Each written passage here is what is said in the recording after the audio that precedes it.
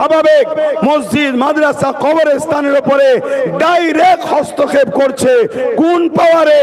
রাজ পাওয়ারে। অতএব এই পাওয়ারকে রুখতে গেলে আমাদেরকেও রাজ পাওয়ারের কথা ভাবা দরকার আছে না নাই? এটা যখনই ভাবাই, এটা যখনই বুঝাই, আমার কওমের ঘরে কিছু ছেলে আছে, আমার সমাজের কিছু ভাই আছে যারা লেবাসে সুরাতে বাহ্যিক মুসলমান, কিন্তু তারা ভেতরে ভেতরে অনেক আগে ধর্ম ত্যাগ করে ইসলাম থেকে বেরিয়ে চলে গেছে। কিন্তু তাদেরকে এই যারা ইসলাম মিটাতে চায়, এরা বলেছে তোরা মুসলমান থেকেই থাক, তোরা নামাজ পড়, মসজিদে যা, মুসলমানদের সাথেই থাক, কিন্তু তোদেরকে আমরা পিছন থেকে প্রশাসনিক সহযোগিতা করব, আর্থিক সহযোগিতা করব, সব পাওয়ার দেবো, তোদেরকে ক্ষমতায় সারিতে রাখবো, তোরা মুসলমানকে শুধু কন্ট্রোল করে রাখবি যাতে মুসলমান কি বলে ক্ষমতাশালী না হয়, মুসলমান যাতে নিজের লিডার না বানিয়ে ফেলে, মুসলমান যাতে এক না হয়ে যায়, এটা তোরা করবি। এরা সময় আসতে বাকি, দেখবেন সব ঝুপঝাপ করে লাভ মেরে ইসলাম ছেড়ে বেরিয়ে চলে যাবে। তখন আমাদের কি দশা হবে? আমি এটা গল্প বলছি না। এই স্টেজটা করেছে এমন এক জায়গায়, এটা ভুল স্টেজ করেছে।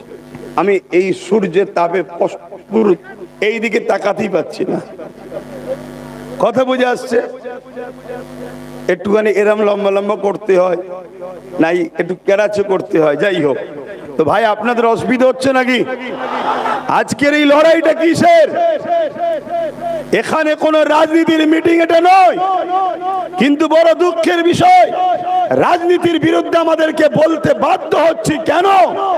রাজনেতারা তারা লোকেদের রুজি রুটি, চাকরি, কারবার, পড়াশোনার কথা ছেড়ে দিয়ে তারা ক্ষমতার জোরে আমার ইসলামকে মিটাতে চাইছে, তারা ক্ষমতার জোরে আমার মসজিদকে মিটাতে চাইছে, ক্ষমতার জোরে আমার কবরস্থানকে মিটাতে চাইছে, ক্ষমতার জোরে আমার আল্লাহর সামনে গুস্তাখি করছে।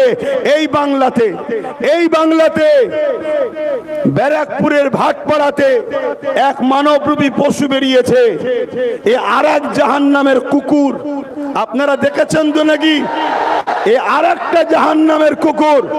ও বলছে কি ইসলামে নাকি রেপ করা কোনো পাপের বিষয় নয়, ইসলাম নাকি রেপ করাকে খারাপ বলেনি। বলুন, আপনি পাপী, আমি পাপী, আমি ইসলাম ঠিকভাবে মেনে চলতে পারিনি, আপনি মেনে চলতে পারেননি, এটা আমাদের ভুল। কিন্তু আমার ধর্মের উপরে এত বড় মিথ্যা কেউ ইলজাম দেবে, এটা কি মেনে নেওয়া যায়? বলুন আপনাদের বিবেকে, যে ইসলাম নারীদের রেপ তো দূরের কথা, কেউ যদি ধর্ষণ করে, কেউ যদি জেনা করে, রেপ মানে জেনা করে, তারপরও তাকে গলা পর্যন্ত পুঁতে পাথর নিক্ষেপ করার কথা আছে। তাহলে সেই ইসলামে কি রেপ করা ভালো কাজ? জোরে বলেন। তাহলে আজকে এত বড় আঘাত দেওয়া হলো, তথাকথিত মুসলিম নেতাগুলো কোথায়? তথাকথিত মুসলিম রাজনীতির নেতাগুলো কোথায়? আর আমার বাংলার যিনি মুখ্যমন্ত্রী, তিনি বলেছিল বিজেপিকে রুখতে আমাকে সাথ দাও, বিজেপির হাত থেকে পুরো দেশে আপনাদেরকে বাঁচাবো। বলেছে হ্যাঁ কিনা? জোরে বলেন, বলেছে হ্যাঁ কিনা? কলকাতার রেড রোডে গিয়ে ঈদের নামাজে বলেছে, মনে পড়ছে? তাহলে আজকে আমার প্রশ্ন, বাংলার মুখ্যমন্ত্রীকে মুসলমানরা ভোট দিল বিজেপির হাত থেকে রক্ষা করবে বলে, আজকে সেই বিজেপির একজন নেতা অর্জুন সিং তার নাম, সে বলছে ইসলামে নাকি পাপ করা কোনো, রেপ করা কোনো খারাপ কাজ নয়। তার বিরুদ্ধে হাজার হাজার কেস হলো পশ্চিম বাংলা সরকারের, এবং মমতা পুলিশ মন্ত্রী হওয়ার পরেও এখনো অর্জুন সিং অ্যারেস্ট হচ্ছে না কেন? এ বিষয়ে প্রশ্ন করার দরকার আছে না নাই? আছে না নাই? এই প্রশ্ন করাতে কোন যদি মুসলিম নামদারি নেতা সে যদি বলে আব্বাস সিদ্দিকী ভুল বলছে, আমি তার বিষয়ে দুটো কথা বলবো, হয় ওর গুড়াই গন্ডগোল আছে, আর নয় মুসলিম ঘরে জন্ম হয়ে এখন বেঈমান হয়ে গেছে। এ কথাটা কি বলা ভুল হলো? কেন তুই যদি ইসলামেরই হোস, তোর হাতে তো পাওয়ার আছে, তোর তো উচিত মমতাকে চিঠি করা যে আমি আপনার দলের একজন সক্রিয় কর্মী, আমি আপনার দলের একজন নেতা, আমি আপনার দলের জন্য লড়ছি, আপনার দলের জন্য মারপিট করছি, আপনার দলের জন্য মুসলিম ভাইকে কেস দিচ্ছি, আপনার দলের জন্য মুসলমানদেরকে মারছি, সব করছি। আজকে অর্জুন সিং যার বিরুদ্ধে টিএমসি বলছে আমি বিজেপির বিরুদ্ধে, তাহলে এই যে সুযোগ, সংবিধান বিরোধী একটা কথা বলেছে, ইসলাম বিরোধী একটা কথা বলেছে, সমাজে দাঙ্গা শুরু হবে, এত যখন কেস করেছে ওকে জেলে ভরে রেখে দেওয়ার সুযোগ, ওকে জেলে ভরা দরকার আছে না নাই? কিন্তু ভরছে কি? জোরে বলুন, ভরছে না। ভরবে কাকে? নিরীহ গরিব মানুষদের ঘরে, দুর্বল অসহায়দের ঘরে। আজকে বলুন, আমি আপনি পাপী গুনাহগার মানছি, কিন্তু ইসলামকে কেউ মিটিয়ে দেবে আমরা মেনে নিতে পারবো?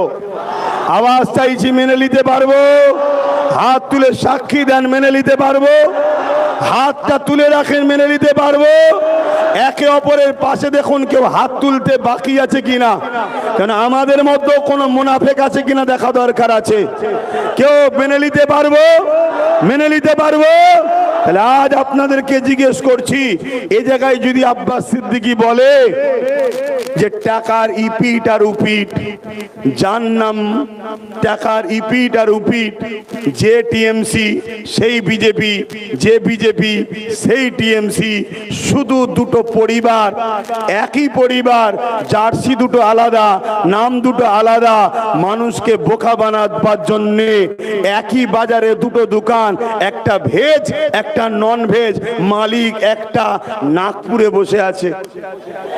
অতএব যে খদ্দের ভেজ খায় ভেজের দোকানে যাবে, ইনকাম যা হবে নাগপুরে যাবে। যে লোক নন ভেজ খায় সে নন ভেজের দোকানে যাবে, নন ভেজ নেবে, কিন্তু ইনকাম সন্ধ্যের পরে মালিকের কাছে যাবে। অতএব অন্য রাজ্যে বিজেপি যা করছে আমার রাজ্যে টিএমসি তাই করছে। অন্য রাজ্যে বিজেপি শাসিত রাজ্যে থানার মধ্যে পুলিশ দিয়ে মুসলিম যুবকদের পিটিয়ে মারা হচ্ছে। আমার রাজ্যে বারাইপুরেতে একদিনেতে দুটো মুসলিম ছেলেকে থানার মধ্যে পুলিশ দিয়ে পিটিয়ে মারা হয়েছে। অন্য রাজ্যে মব লিঞ্চিং এর নামে মুসলমান পিটানো হয়। আমার রাজ্যে বাঁকুড়াতে গোরক্ষকের নামে মব লিঞ্চিং এর নামে তাদের পিটিয়ে মারা হয়। আমার কলকাতায় রিকশাওয়ালা গরিব মুসলমান, তাকে মব লিঞ্চিং করে পিটানো হয়। অন্য রাজ্যে হিজাব বোরখা পরার জন্য তাকে বেইজ্জতি করা হয়। আমার রাজ্যে হিজাব পরে স্কুলে যাওয়ার জন্য সেই ছাত্রীকে স্কুল থেকে বার করা হয়। অন্য রাজ্যে বোল্ডুজার দিয়ে মসজিদ মাদ্রাসা ভাঙা হয়। আমার রাজ্যে বোল্ডুজার দিয়ে দুর্গাপুরে মাদ্রাসা ভাঙা হয়। অন্য রাজ্যে যা হচ্ছে আমার রাজ্যে তাই হচ্ছে। অন্য রাজ্যে বিজেপি অমুসলিমকে দিয়ে মুসলমানকে মারছে। আমার রাজ্যে টিএমসি মুনাফিক মুসলমানদের দিয়ে মুমিন মুসলমানকে মারছে। এতে আপনারা একমত না আলাদা? হাত তুলে বলেন, একমত না আলাদা? একমত না আলাদা? আব্বাস সিদ্দিকী যে কথাগুলো বলছে সত্য না মিথ্যা? সাক্ষী দেন, সত্য না মিথ্যা? তাহলে এই জায়গায় দাঁড়িয়ে থেকে আমার কওমের ভাইদের বাঁচাবার জন্য একজন ধর্মগুরু হিসাবে আমার ভাবা দরকার আছে না নাই? আমি একজন ধর্মগুরু হিসাবে আমার কওমকে সজাগ করার জাগাবার দরকার আছে না নাই? এই জন্য আহলে সুন্নাত ওয়াল জামাত বিভিন্ন জায়গায় কাজ করছে, বিভিন্ন জায়গায় প্রচার করছে, জাগো আমার জাতি, জাগো আমার কওম, ভাবো বোঝো। আগে দেখেছিলাম মুখ আলাদা, এখন দেখছি মুখ আলাদা। আজ আমরা বড় দুঃখ লাগে, এই বাংলার বুকে আমার রাজ্য সরকার কি বলছে? রাস্তার পথচারী কুকুরের বাচ্চাকে মিড ডে মিল দেওয়া হবে। মুসলমানের বাচ্চা মাদ্রাসায় পড়ে, ওদেরকে মিড ডে মিল দেওয়া হবে না। শুনেছেন আপনারা? কথা বলুন, আমার সাথে একমত তো নাকি? তাহলে আমার রাজ্য সরকারের নজরে পথচারী কুকুরের বাচ্চা থেকেও মুসলমানের বাচ্চা ভালো না খারাপ?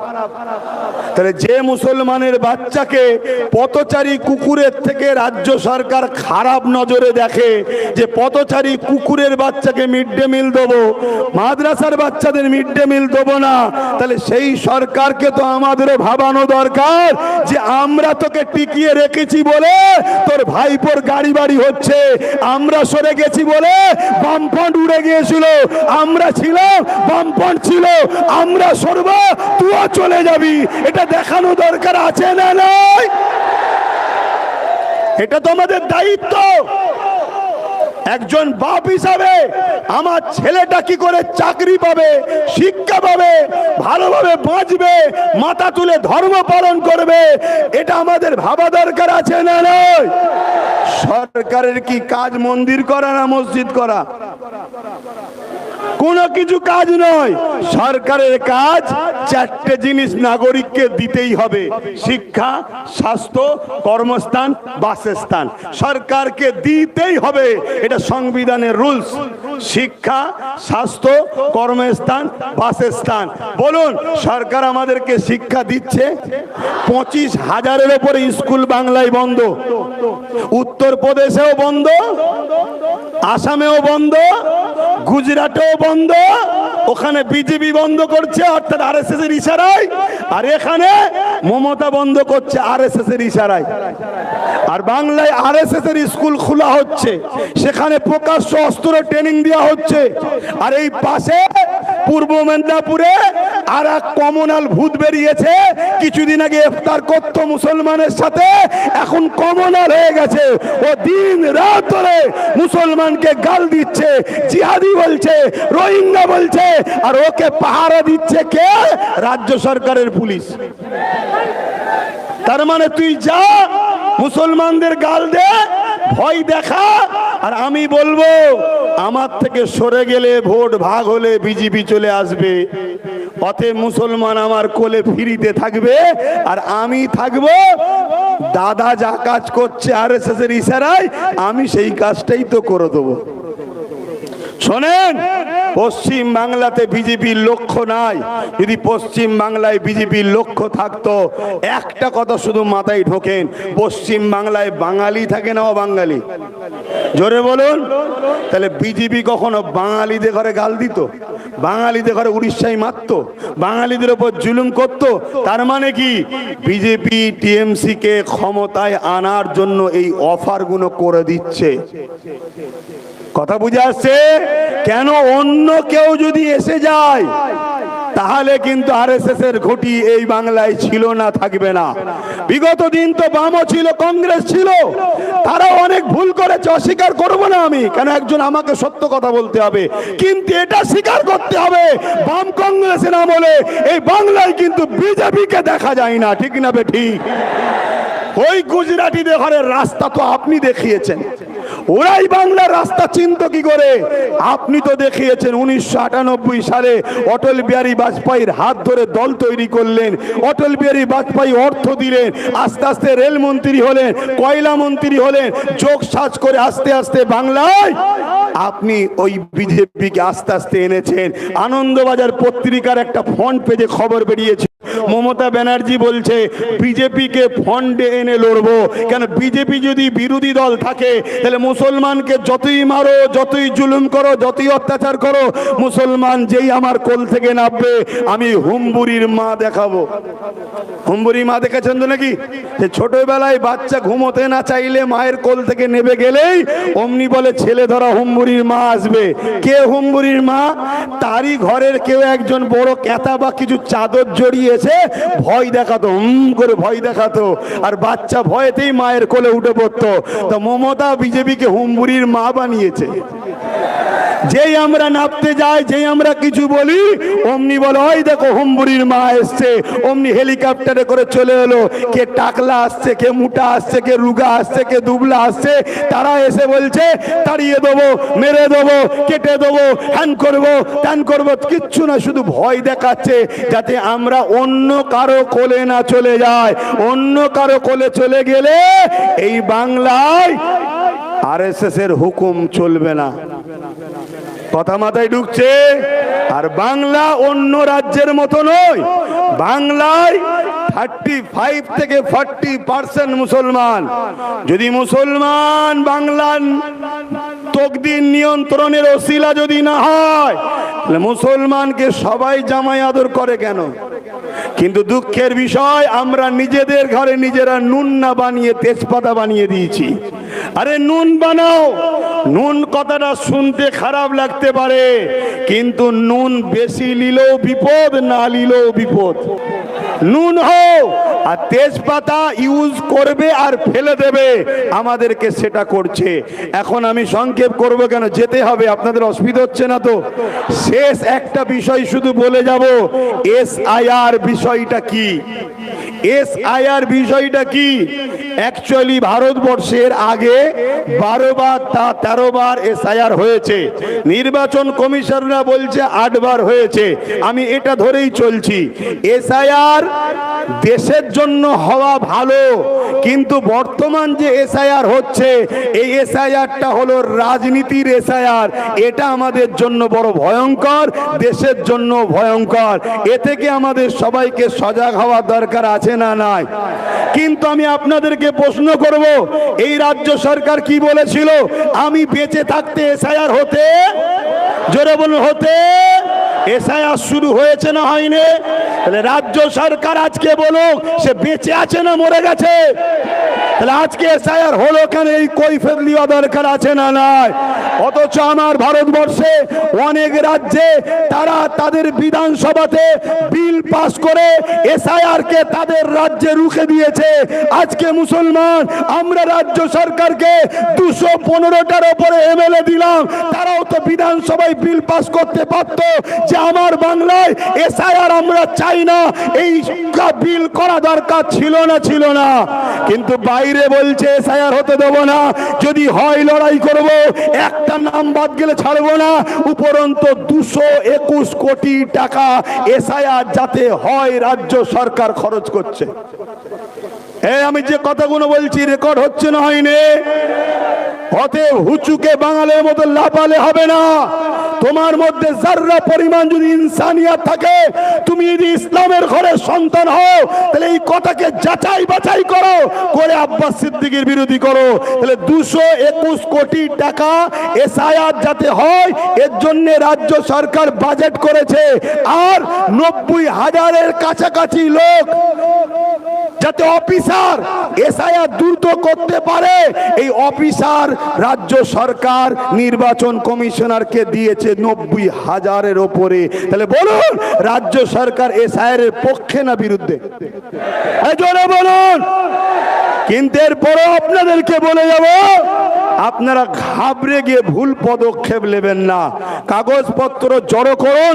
কারণ আপনাদের ভোটেই যদি 21-এ কেউ সরকার হতে পারে, আপনাদের ভোটেই যদি 24-এ কেউ MP হতে পারে, আপনাদের ভোটেই যদি কেউ প্রধান হতে পারে, তাহলে আজ আপনাকে বাদ দেবে সেই MLA MP মন্ত্রী প্রধান করে আমাদের ধরা দরকার আছে না নয়? তাই ঘাবড়ে গিয়ে কোনো ভুল পদক্ষেপ নেবেন না, কাগজ জোগাড় করুন। আর নামের একটু একটু ভুলের জন্য অনেকে টেনশন করছে, খবরদার টেনশন করবেন না। বিশ্বাস যদি রাখেন, তাহলে একটা কথা বলবো, চোখ কান খুলে রাখুন, কাগজ তৈরি রাখুন, নিজের জমি জায়গা পরিচয়পত্র যা আছে রেডি রাখুন। এতটুকু মনে রাখবেন, এই দেশ মোদি অমিত শাহ কারো বাবাকালী সম্পত্তি নয়। যদি কারো উপরে জুলুম হয়, আমরা পাবলিক যারা দেশকে বিজয় করেছি, আমাদের পূর্বপুরুষদের অবদান আছে, আমরা সংগঠিত ঐক্য হয়ে রাজনীতির বাইরে গিয়ে জনগণ ভারতবাসী এক হয়ে যেভাবে ব্রিটিশদের বিরুদ্ধে লড়াই হয়েছে, আবার লড়াই আমরা করব। রাজি আছেন? যদি রাজি থাকেন উঠে দাঁড়ান, রাজি থাকেন উঠে দাঁড়ান, রাজি থাকেন উঠে দাঁড়ান। কিন্তু মনে রাখবেন, একটা লোক যদি জুলুম হয়, এর জন্য বিজেপি যেমন দোষী, রাজ্য সরকারও দোষী। কেন তুমি 90,000 অফিসার দিলে? কেন তুমি 221 কোটি টাকা SIR এর জন্য খরচ করছো?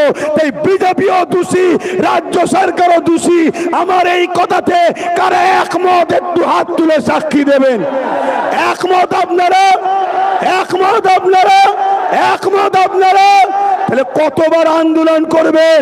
আন্দোলনের পাশাপাশি নিজেদের বাচ্চার ভবিষ্যতের জন্য মজবুত খুঁটি তৈরি করা দরকার আছে না নাই? রাস্তা দিয়ে যাচ্ছেন, একটা কথা শুনে যান, রাস্তা দিয়ে যাচ্ছেন, কুকুর ঘেউ ঘেউ করছে, শুনছেন তো? যদি হাতে একটা লাঠি থাকে ঘেউ ঘেউ করবে? জোরে বলেন। খালি হাতে আছি বলে এতিম বাচ্চাকে সবাই যেমন লুটে যায়, আমাদের কেউ নেই বলে যে যা খুশি করে যাচ্ছে। সবে একটা লাঠি হয়েছে, এরকম যদি গোটা 30-40 লাঠি থাকে তাহলে লড়াইটা বাড়বে না কমবে? জোরে বলেন, বাড়বে না কমবে? আর একটা শেষ উদাহরণ দিচ্ছি, খুব ভালো করে শুনবেন। ধৈর্য আছে? 2 মিনিট ধৈর্য আছে? হাত তুলে বলুন শুনতে চান? শুনতে চান? মন দিয়ে শোনেন, মা বোনেরাও শুনবেন। 1000 টাকায় বাচ্চার ভবিষ্যৎ বিক্রি করে দিয়েছেন মায়েরা, চাকরি বাকরি শিক্ষা পড়াশোনা শেষ। ভুল করেছেন মা, সময় এখনো আছে, যদি মনে হয় পরিবর্তন হন। শোনেন মন দিয়ে, একটা কুকুর একটা খরগোশকে তাড়া করেছে। খরগোশ ছুটছে, কুকুরও ছুটছে, খরগোশ ছুটছে, কুকুরও ছুটছে।